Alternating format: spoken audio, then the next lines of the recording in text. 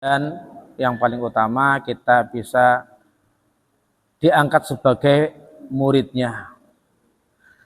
Yang insya Allah apabila kita diangkat menjadi muridnya, maka kita mendapatkan syafaat dari pengarang kitab ini besok di yaumil qiyamah.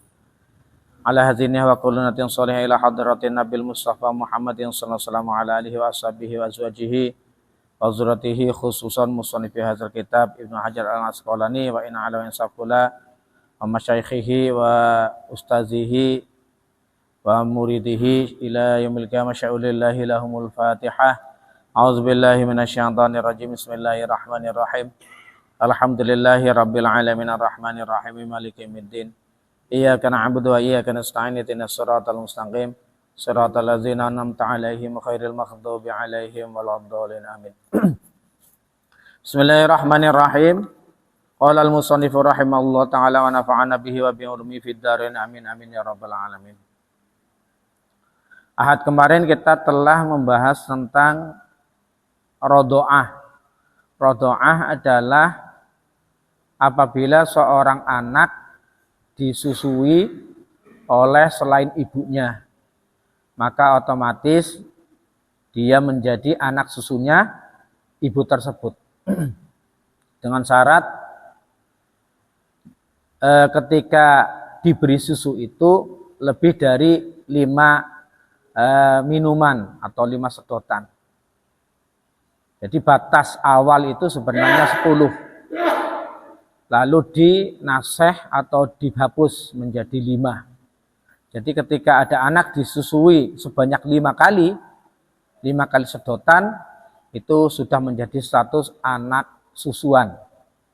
Maka ketika menjadi anak susuan, sama seperti anak kandung.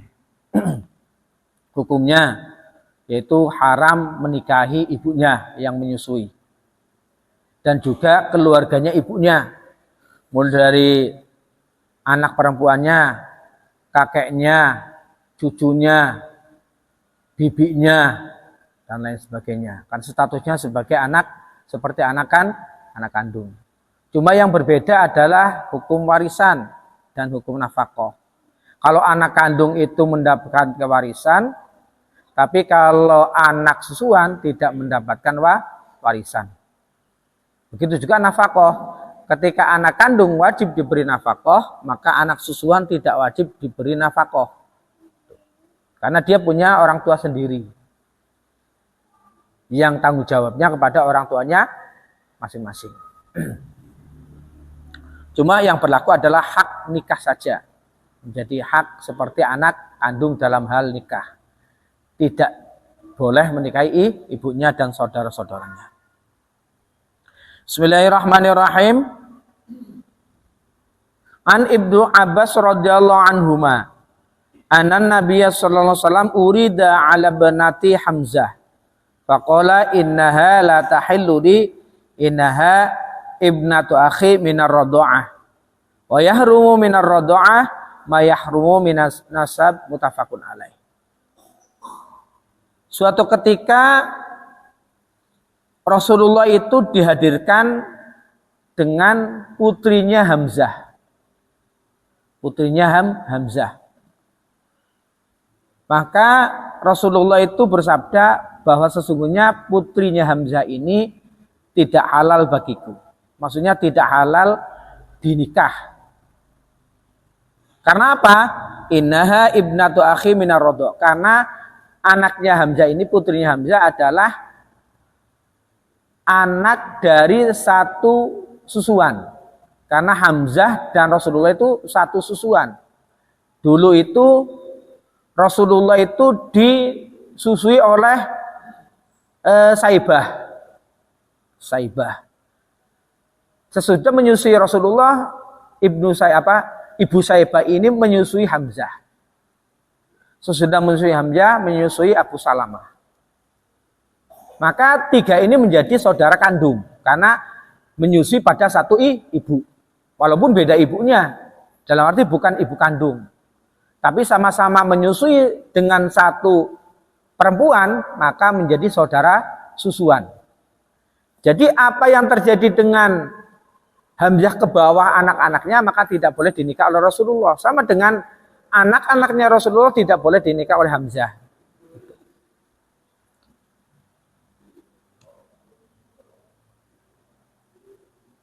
Lalu Nabi bersabda, wa yahrumu minar radha'a ma yahrumu minan nasab. Apa yang diharamkan oleh nasab sama dengan diharamkan oleh radha'ah. Itu diharamkan dalam bab menikahi. Contoh begini. Misalnya ada si A. Ya. Si A ini seorang anak dan si B seorang anak.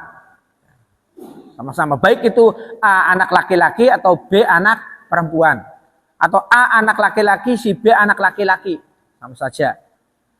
Terus si A ini menyusu sama si C, ibu si C. Si B juga menyusu sama si C. Ya. Nah, si C ini punya anak D. Anak D.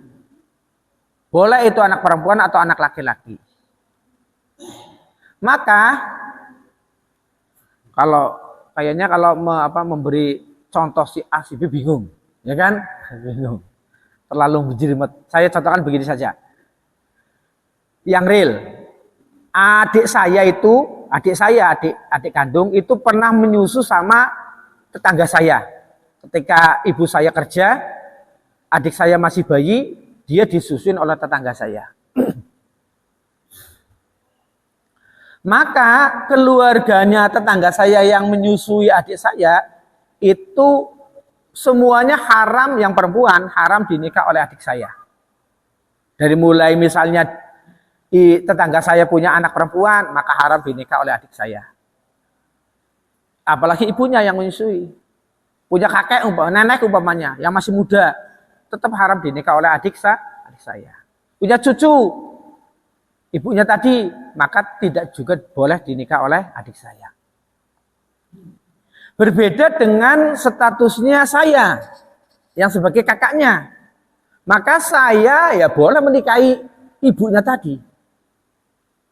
Ibunya tadi boleh saya nikah. Karena apa? Karena saya tidak disusui oleh ibunya tadi, oleh tetangga saya. Andai kaya saya suka sama ibunya tadi yang menyusui adik saya, ya boleh saya nikah. Atau anaknya ya boleh. Mbahnya saya boleh saya nikah. Jadi yang tidak boleh dinikah itu adik saya kepada keluarga tetangga saya. Tapi kalau tetangga saya itu kepada keluarganya adik saya, ya boleh. Yang penting bukan pada adik saya. Jadi satu jalur saja. Yang haram dinikah itu satu jalur, bukan dua jalur. Dalam arti satu jalur itu ya jalurnya yang menyusui adik saya. Sedangkan jalurnya adik saya untuk keluarga dia tidak, bukan mahram. Berarti anaknya ibu tadi, tetangga saya, itu kalau saya nikah boleh. Boleh saya nikah.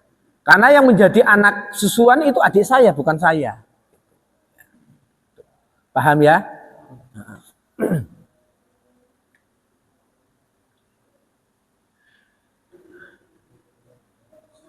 Qalal ulama'i wa yustasna min umumi qaulihi, dikecualikan dari umumnya hadis Rasulullah, yahrumu minar radha'ah ma yahrumu minasab. Apa yang diharamkan dari susuan sama dengan diharamkan dengan nasab. Ada yang dikecualikan. Yang itu 4. Arba'atun niswatin, ada 4 orang perempuan yang dikecualikan. Artinya boleh dinikahi. Kan tadi dikatakan apa yang diharamkan oleh nasab maka diharamkan oleh susuan. Kecuali 4 perempuan yang boleh dinikah. Al-awal umul akhi fin nasabi haramun. Umul akhi berarti ibunya saudara susuan.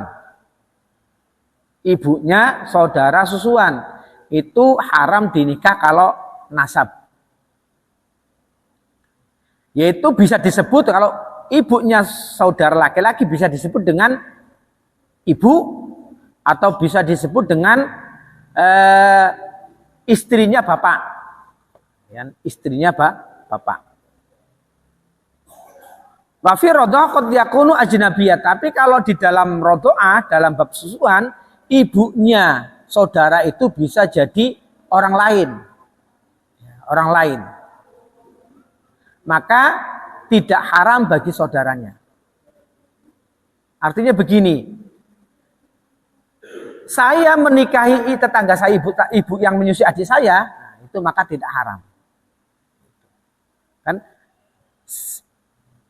saudaranya ibu. Berarti saya menikahi anaknya ibu tadi yang perempuan maka tidak haram, atau menikahi ibunya.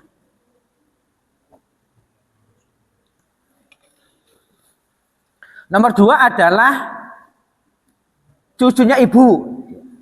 Maka cucunya ibu tidak haram dinikahi oleh saya, oleh saudara saya. Nah, maksudnya saya bersaudara dengan adik saya. Nomor 3 neneknya, dan nomor 4 saudara perempuannya. Pokoknya yang berhubungan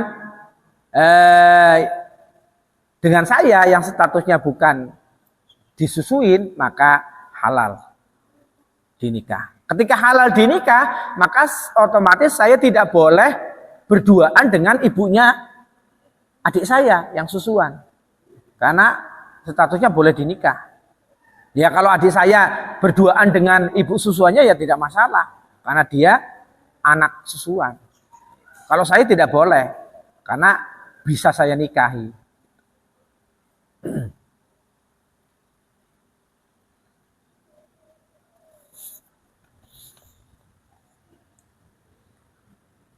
Bismillahirrahmanirrahim. Wa qala al-Qurtubi fi hadisi dalalati ala anna radha'ah yastanshiru arhumata baina rati wal murtadi wa zawjuha. Ya. Jadi Imam Qurtubi mengatakan dari hadis tersebut bisa diambil dalil bahwa susuan itu menjadikannya keharaman nikah antara yang disusui, yang menyusui, dan suaminya yang ibu yang menyusui. Jadi kalau yang disusui perempuan, maka oleh suaminya yang menyusui tidak boleh dinikah. Yang berhubungan dengan keluarganya ibu tadi. Baik itu yang disusui laki-laki atau yang disusui perempuan. Yakni lazi waqa'a ala itu bainal waladihi minha awis sayyidi fatahrumu ala sabiyyi li annaha tasiru ummuhu wa ummuha li annaha jaddatun fasaidan. Kalau ibu yang menyusui dinamakan ibu susuan, neneknya ibu tadi ya dinamakan jadi neneknya juga nenek susuan. Nenek satu susuan, apa? Neneknya ibu susuan. Wa bintu sahibil labani li ana ukhtuha. Saudaranya satu susuan dinamakan kakak atau adiknya satu susuan. Yang haram dinikah. Wa bintu bibnihi fanazala. Maka anak-anaknya dari ibu tadi itu sampai ke cicit, cucu dan lainnya itu juga haram dinikah. Dinamakan cucu satu susuan bagi adik saya. Bismillahirrahmanirrahim. An Ummi Salamah radhiyallahu anha. Qala Rasulullah SAW la yahrumu minar radha'i illa ma fataqal al-amma wa kana qoblal fitan. Rasulullah bersabda, diceritakan dari Ummi Salamah. Sabdanya tidak diharamkan atau tidak menjadi mahram, ya. Minar radha' dari susuan tadi illa ma fataqal al-am'a, kecuali sampai perutnya penuh dengan susu. Dalam arti sampai susu itu menjadikan daging dan darah. Wa kana qoblal fitam, dan sebelum disapih. Sapih, tahu sapih bahasa Indonesia apa? Kalau disapih bahasa Indonesianya. Ya disapih ya sudah tidak nyusu lagi, ya. tidak nyusu lagi. Jadi syaratnya menjadi mahram harus betul-betul nyusu yang banyak sampai kenyang. Nah, itu batasnya tadi 5 susuan. Dan sebelum disapi. Jadi 2 syarat ini.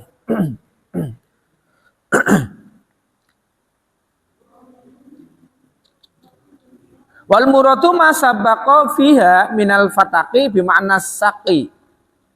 Jadi kuat, sehingga tulangnya jadi kuat juga dengan susu tadi. Wal muradu ma wasala ilaiha fala yahrumu al-qalil alladzi la yattakhidhu ilaiha. Jadi tidak menjadikan haram kalau susu sedikit yang tidak menjadikan seperti sarapan, tidak mengenyangkan di perutnya anak tadi. Kalau sampai kenyang berarti itu tandanya sudah menjadi syarat, itu menjadi anak susuan. Wa yahtamilu annal murada ma wasalahu wa ghadaha wa kafa bihi an ghairihi. Wa yakunu dalilan ala adami tahrimi radha'il al-kabir. Maka ketika Nabi mensyaratkan sebelum disapih, ya, itu artinya kalau orang atau anak yang sudah disapih, apalagi anak yang sudah dewasa, kok disusui, maka itu tidak menjadikan syarat jadi anak susuan. Kecuali kemarin kita bahas satu hadis yang menerangkan tentang perempuan yang punya budak sampai dewasa laki-laki. Maka oleh Nabi suruh disusui walaupun sudah dewasa, sudah jenggotan. Maka dia menjadi anak susuan. Dalam arti tidak haram bagi ibunya yang menyusui. Tapi kalau untuk hadis ini, maka bisa diambil umum kesimpulannya, kalau menyusui lebih dari umur sapihan itu adalah 2 tahun, maka tidak menjadikan dia anak susuan. Apalagi kalau sudah jenggotan disusui, maka tidak menjadikan susuan. Terus bagaimana kalau umpamanya anak itu misalnya sudah 1 tahun menyusu, sudah habis 1 tahun dia sudah tidak disusui oleh ibunya, tidak disusui ya, tidak disusui oleh ibunya, berarti sudah dipisah. Sudah makan nasi, makan bubur. Ketika itu dititipkan sama tetangga, oleh tetangga disusui anak itu, padahal sudah tidak nyusu. Oleh ibunya disusui dan dia nyusu betulan. Maka kalau kasus begini juga ada perselisihan ulama. Kalau yang masyhur kaulnya anak ini tetap tidak dikatakan status anak susuan. Karena anak ini sudah tidak nyusu. Walaupun umurnya di bawah 2 tahun. Di bawah umur sapihan. Karena statusnya dia sudah tidak nyusu. Tapi ada ulama sedikit yang mengatakan, ya tetap dia dikatakan satu susuan. Karena di bawah 2 tahun. Tapi kalau Imam Syafi'i agak ketat. Kalau Imam Syafi'i itu. Jadi anak itu dikatakan satu susuan, syaratnya memang dia belum makan apa-apa. Belum makan apa. Dalam arti susu saja yang dimakan. Susu saja. Kalau sudah campur-campur yang lain, kok nyusu ya tidak termasuk. Itu pendapatnya. Sama dengan statusnya najisnya. Jadi Imam Syafi'i kalau anak laki-laki yang di bawah 2 tahun belum makan apa-apa selain ASI, maka ketika dia pipis, maka pipisnya adalah mukhaffafah, najisnya ringan. Ringan artinya dia itu dilap saja, terus dicipratin pakai air, suci. Sudah suci. Itu kalau najis ringan. Kalau najis yang sedang-sedang saja, itu kan harus dibuang najisnya, hilang rasanya, hilang baunya, baru disiram. Itu kalau yang najis sedang-sedang saja. Misalnya, ada anak umur 3 tahun ke masjid, dia beol umpamanya. Maka dibuang bentuknya, kotorannya, terus digosok sampai tidak ada bau, tidak ada rasa, dan tidak ada warnanya, maka itu sudah suci baru disiram. Tapi kalau belum disiram belum suci, harus disiram minimal sedikit lah, 1 gelas sor, yang penting rata dengan bekas najisnya. Kalau najis mughaladzah beda lagi, itu harus disiram sebanyak 7 siraman, salah satunya ditampur dengan debu atau tanah, itu digosok. Najis mughaladzah atau najis yang berat itu adalah najisnya anjing, liur anjing, dan juga liur babi. Itu najisnya mughaladzah. Ketika kita terkena itu, maka digosok 1 kali pakai pasir, yang lain itu disiram 7 kali siraman.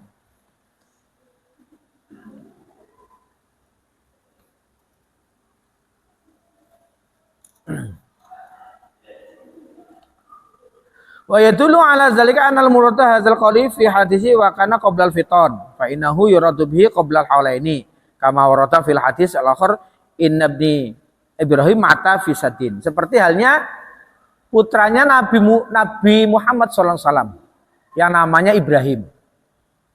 Jadi putranya Nabi sebanyak 7 orang, itu yang 6 dari rahimnya Khadijah, yang 1 dari rahimnya Maria Al-Qibtiyah. Maria Al-Qibtiyah adalah seorang budak yang dihadiahkan kepada Rasulullah.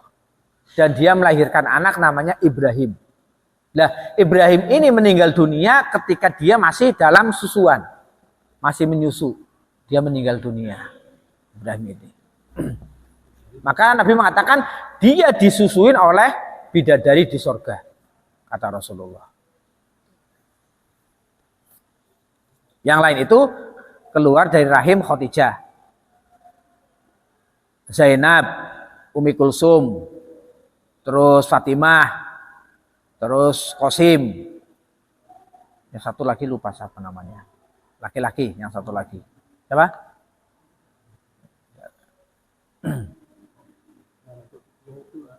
Maria Qibtiyah itu budak. Iya. Oh, iya, dinikahi Rasulullah. Budak tapi budak cantik. Rasulullah suka. Qala ad-Daraqutni tafarrada bi rafihi al-Haisam bin Hamal an Ibnu Ataba wa kana siqatu hafizun. Jadi hadis ini juga ada yang mengatakan hadis yang mursal, hadis yang tidak lengkap mauqufun. Maka rawahu Tirmidzi wa sahahu wa huwa al-Hakim. Jadi yang diriwayatkan oleh Tirmidzi disahkan oleh Tirmidzi juga hadisnya.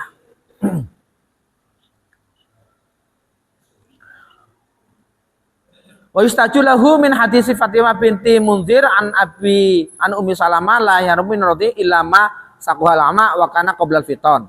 Jadi dari hadis di atas bisa diambil kesimpulan yang diharamkan atau yang menjadikan anak itu menjadi anak susuan adalah sebelum disapih, batasnya 2 tahun, dan yang menjadikan anak kenyang. Kalau misalnya anak itu sudah 2 tahun lebih masih disusui, itu artinya susu itu tidak menjadikan dia jadi tenaga. Cuma karena dia ketergantungan dengan susu saja. Yang menjadikan dia tenaga ya tetap nasi dan lauk pauknya tadi, yang menjadikan tulangnya kuat. Karena susu sudah tidak ada fungsinya kalau sudah lebih dari 2 tahun. Artinya kalau sudah 2 tahun masih disusui oleh tetangganya, maka tidak menjadi anak susuan. Statusnya di bawah 2 tahun.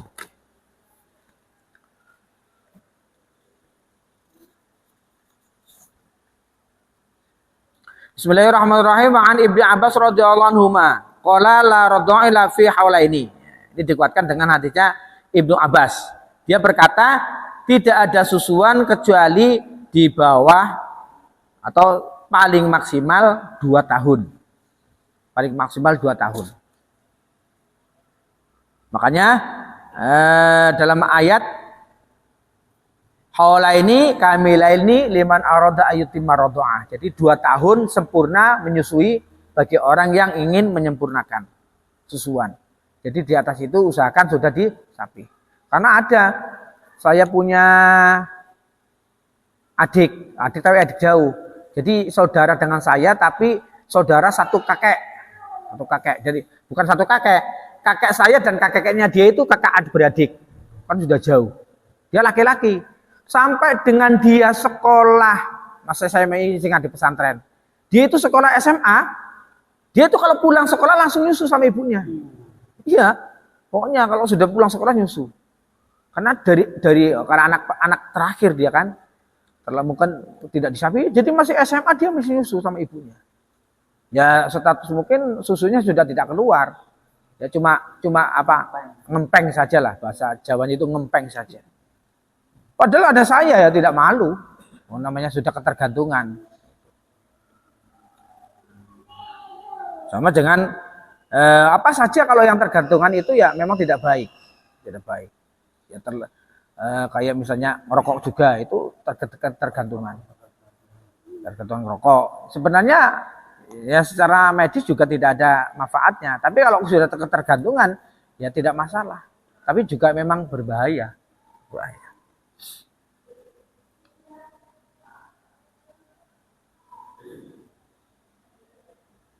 Ketergantungan dan terlalu overdosis. Bismillahirrahmanirrahim. Wa an Ibnu Mas'ud radhiyallahu anhu qala Rasulullah sallallahu alaihi wasallam la radha'a ilama in syazza al-'azama wa ambata al-lahma. Diriwayatkan dari Ibnu Mas'ud, dia berkata Rasulullah bersabda, tidak ada menjadikan anak susuan kecuali susu yang menjadikan kuat tulangnya dan menumbuhkan dagingnya. Dia dengan menyusu jadi sehat, jadi gemuk, dan tulangnya jadi kuat. Karena memang anak bayi itu di bawah 2 tahun, tulangnya masih rapuh. Makanya ibu-ibu sama bapak-bapak kalau gendong itu kan hati-hati. Jangan sampai tulangnya itu rapuh, kan rapuh sekali. Makanya ketika dia dilahirkan, itu bisa saja keluar dari lubang kecil, ya kan? Kenapa? Karena status tulangnya itu masih seperti daging. Jadi iya lentur. Jadi anak bayi itu yang baru lahir tulangnya itu masih seperti daging. Jadi masih fleksibel. Maka walaupun keluar dari lubang yang kecil itu bisa. Karena fleksibel. Dan dengan susu itu maka tulangnya sudah menjadi tambah kuat dan keras. Itu yang menjadikan jadi anak susuan. Masyaddal azamu fawahu wa ahkamahu wa syaddal azama wa imbatil lahmi la yasudu ila idza kana ar-radhi' tiflan yasuddul laban ja'ahu li'annal ma'datahu takunu dha'ifatan yakfi kal laban wa yumbitu bidzalika lahmahu. Jadi karena anak kecil itu statusnya adalah masih ringkih atau masih lemah, maka ketika susu itu menjadi sarapannya yang menguatkan tulangnya dan menumbuhkan dagingnya. Wa yastada azmuhu fayasiru kajuz'in minal murdi'ah. Ketika itu sudah menjadi daging dan menjadi tulang, maka susu itu menjadi jus sama dengan ibunya karena itu statusnya dari susu ibunya. Baik itu susu susuan atau ibu kandung. Maka anak itu statusnya sudah menjadi satu daging dengan ibunya. Karena satu atau anak susuan. Statusnya kajuz'in minal murdi'ah. Seperti satu jus atau satu bagian dari ibu yang menyusui. Yang tidak terpisahkan. Faistariku fil hurmati ma'auladi. Maka ini menjadikan sekutu di dalam keharam menikahi anak-anaknya ibu tadi. Karena sama-sama menjadi daging yang sama. Tumbuh dari daging susu yang sama. Wa hadisul babu tadullu ala anahu la yahramu min ar-radha'i illa ma kana fi hali sighari. Li'annahu halul ladzi yumkinu tardujui fiha bil laban. Wa ilaihi dhahabal jumhur min as-sahabah wa tabi'in wal fuqaha wa inna ma ikhtalafu fi tajdidi sighar fal jumhur qalu mahma kana fi halaini fa in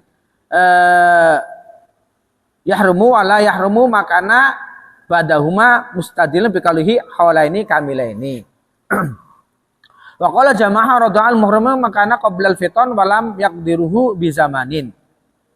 Ar-radha'a al-muhrimu makana qabla al-fitan walam yaqdiruhu bi zamanin. Tapi ada jamaah dari sebagian ulama, ada sekumpulan. Jamaah itu maksudnya sekumpulan. Sekumpulan dari ulama yang menjadikan susuan yang menjadikan mahram itu pertama adalah sebelum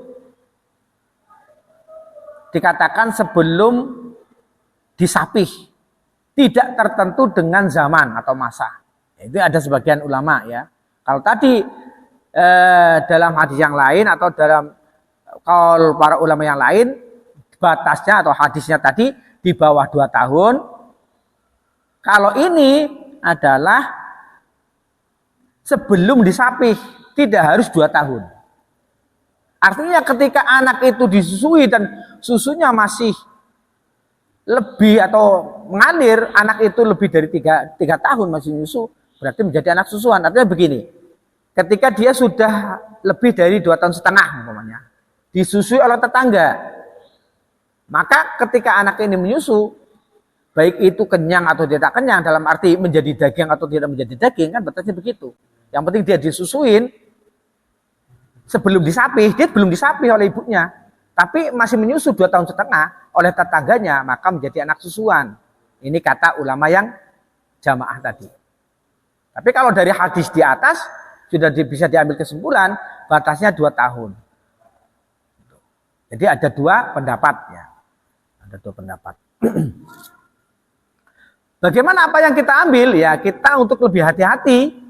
Ya kalau dia masih nyusu ya tetap kita ambil jadi anak susuan. Itu lebih hati-hatinya, ya kan? Jangan sampai nanti misalnya dia 2,5 masih nyusu sama tetangga, tidak dijadikan anak susuan. Takutnya nanti malah hukumnya kemana-mana, ya kan?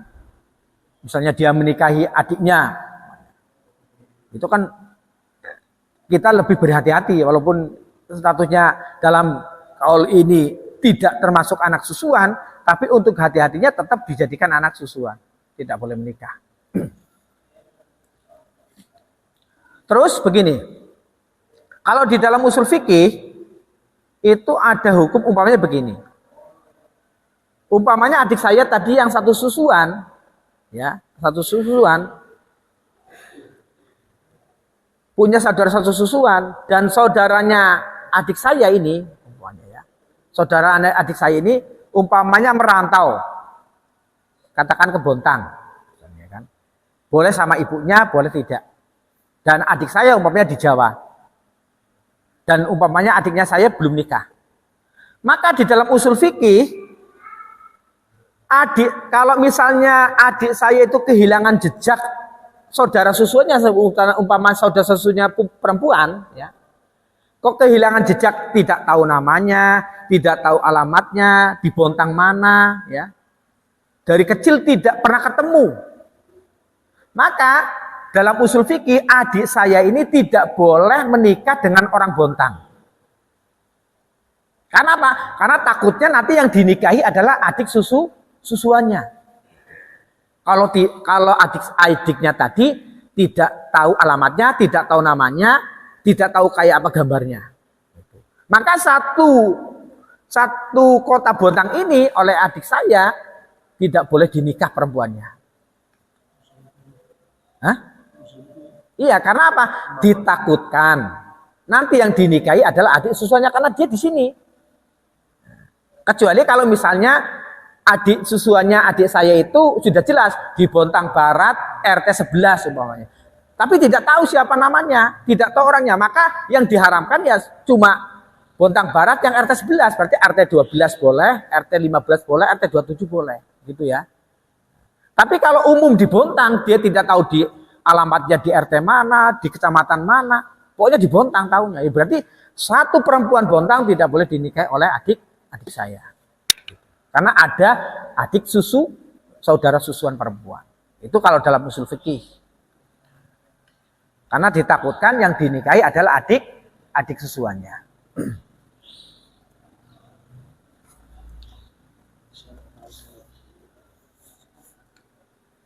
Bismillahirrahmanirrahim. An Uqbah bin Haris anahu tazawaja binta Abi Ibha. Faja'at imra'atun faqala laqad arda'tuma. Faqala fasa'ala Nabi faqala kaifa waqila? Waqad waqila fa faraqaha Uqbah fanakahat zaujan ghairu. Akhrajal Bukhari. Hadisnya sahih ya. Suatu ketika Uqbah menceritakan hadis yang Uqbah bin Haris, dia ini menikahi anak perempuannya dari Abi Ihab. Ya. Uqbah ini menikahi anak perempuannya Abi Ihab. Ketika sudah menikah, seorang perempuan datang mengatakan kepada Uqbah,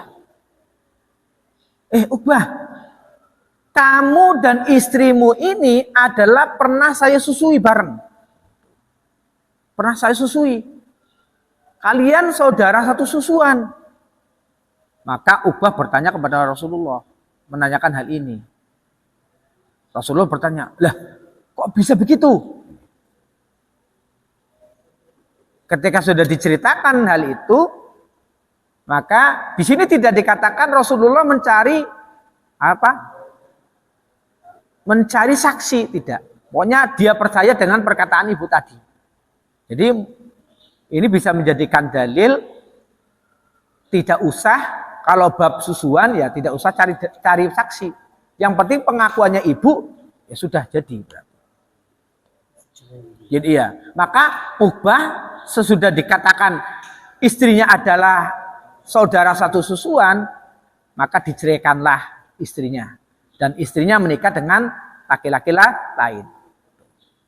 Kalau sudah terjadi ya, dalam arti terjadi sudah kumpul, sudah punya anak ya, tetap dimakfu karena tidak tahu.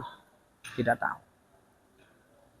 Karena hukum itu diangkat, pulpen pulpen itu diangkat, pulpen amal itu dari orang yang lupa, orang yang tidak tahu, dan orang yang tidur atau gila juga. Kalau ini kan orang sama dengan tidak tahu, maka diangkat. Sama dengan suatu daerah, dia tidak punya akses ke dunia luar. Tidak ada orang yang pernah dakwah ke dalam kampung itu, baik Islam ataupun apa. Maka ketika dia meninggal dunia, ya statusnya tidak berdosa. Tidak disiksa. Kenapa? Dia tidak tahu informasi tentang Islam. Tidak ada dai yang datang untuk menerangkan Islam. Maka ketika dia meninggal dunia, ya tidak ada hisab baginya. Karena statusnya seperti umat yang tidak dimasuki oleh Nabi. Maka statusnya adalah umat yang tidak dapat hisab. Kecuali kalau misalnya sudah masuk Islam, sudah ada dai datang untuk berdakwah, diusir, tidak diterima lah, itu baru ketika besok di yaumil kiamah ditanya, kamu saya siksa, kenapa? Karena sudah ada dai yang datang kamu tolak. Dia tidak punya hujah lagi. Berbeda dengan desa yang tadi tidak ada informasi tentang Islam, tidak ada dai masuk. Ketika dia nanti dihadapkan oleh Allah, dia bisa punya hujah, ya Allah, ya saya tahu Islam dari mana? Tidak pernah dai datang kepada saya tidak pernah mendengar ada Islam. Oh ya sudah, kalau begitu ya sudah. Tidak ada hukum baginya. Karena di akhirat cuma ada dua tempat, ya, surga dan neraka, ya, masukkan surga berarti. Kan begitu oleh Allah. Jadi masalah anak susuan itu kalau ada ibu yang berdakwah atau menuduh bahwa itu anaknya, ya berarti tidak tanpa saksi pun sah hukumnya. Ada ibu-ibu datang, Pak Fauzi, sampai lu anak susuan saya, ya berarti harus saya terima, harus tanpa saksi.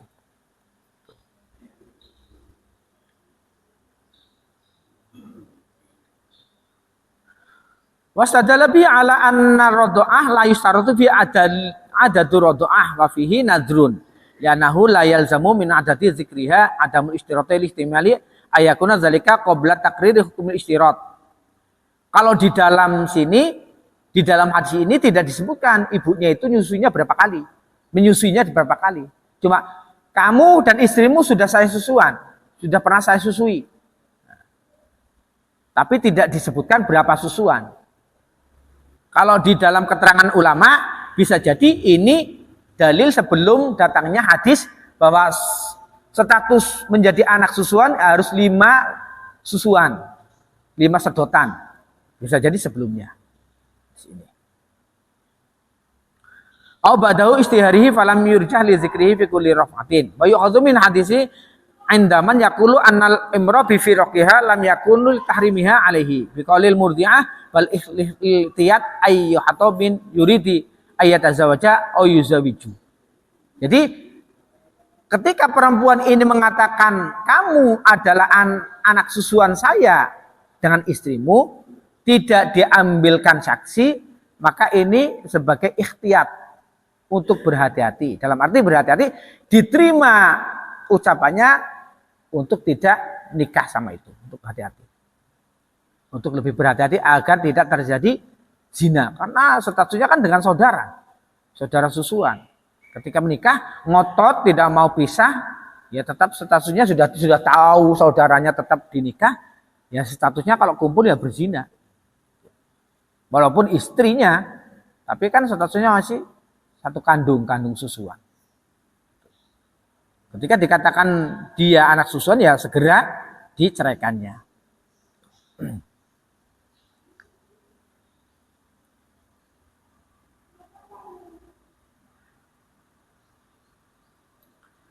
Bismillahirrahmanirrahim. Wa an Ziyad bin Sahmi qala naha Rasulullah sallallahu antus tarda'a al-hamqa, akhrajahu Abu Dawud. Diriwayatkan dari Ziyad As-Sahmi, dia berkata, hadisnya disampaikan kepada Rasulullah dia berkata bahwa Rasulullah itu melarang kita menyusukan anak kita kepada perempuan yang hamqa. Perempuan hamqa itu perempuan, kalau bahasa Jawanya itu hamqa itu kumprung. Tahu kumprung? Kumprung itu apa? Ya, kumprung itu adalah idiot. Kurang akalnya. Jadi usahakan misalnya ada tetangga kita, anak kita masih menyusu, ya jangan titipkan sama ibu-ibu yang akalnya kurang. Nanti takutnya anak kita ikut ketularan. Karena memang nulari. Karena susu kan sama dengan ketika kita lihat dalam praktek pergaulan sehari kan begitu. Ibunya yang kurang akalnya ketika menyusui, anaknya ikut. Pasti sedikitnya masih ikut. Maka untuk kesempurnaan akalnya anak kita, jangan kita susukan kepada perempuan yang kurang akalnya. Demikian sebagai manfaatnya. Ada pertanyaan berjamaah? Ya.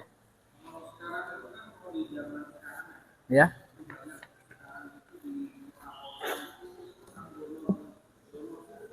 Ya.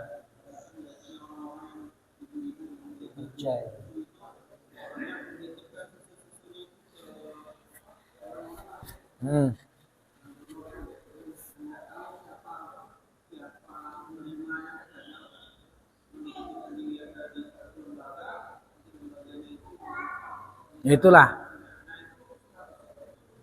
Ya tetap status hukumnya menjadi anak susuan. Kan ada 2 pendapat kemarin, ya, ada 2 pendapat. Jadi kalau misalnya dia susunya sudah tidak di tempatnya, dalam arti sudah diperas, ya, ada yang berpendapat itu tidak anak susuan.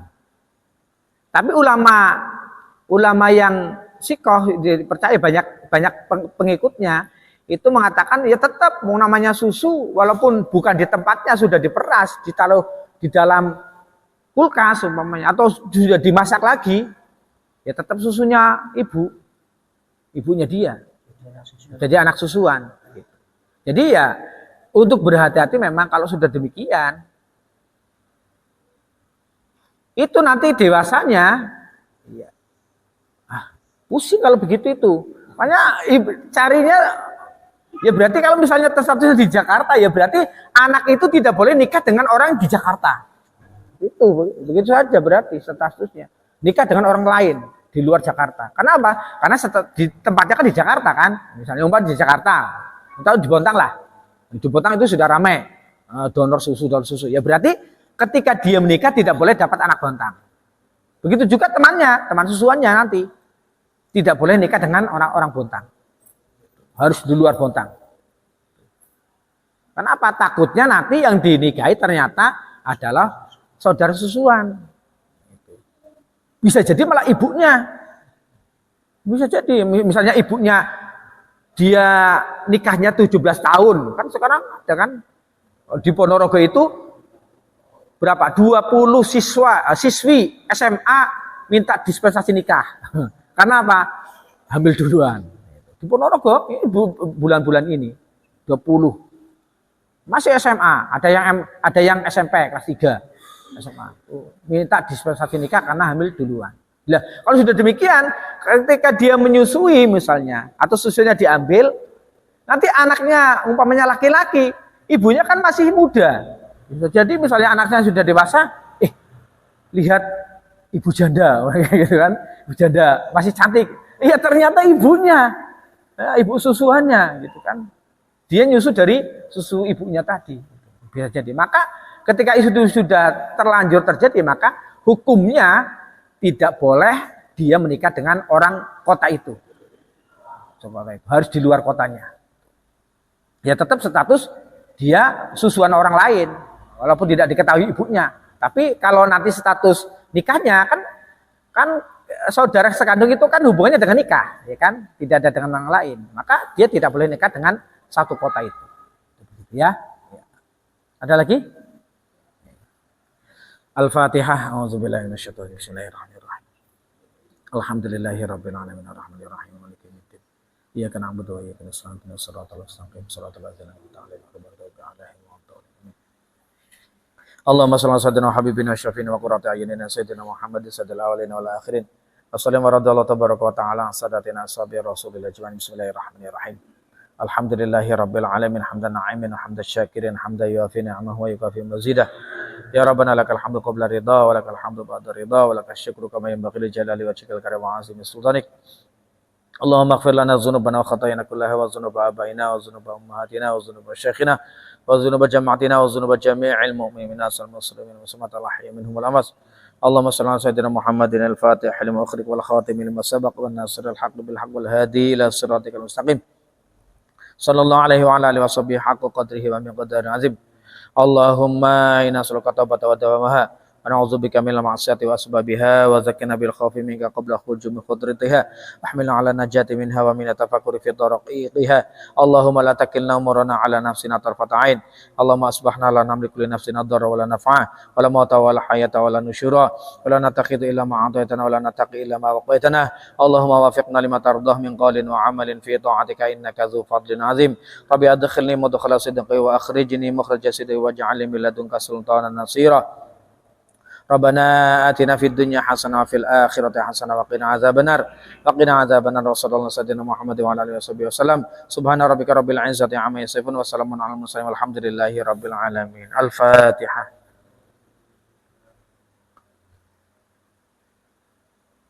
Assalamualaikum warahmatullahi wabarakatuh.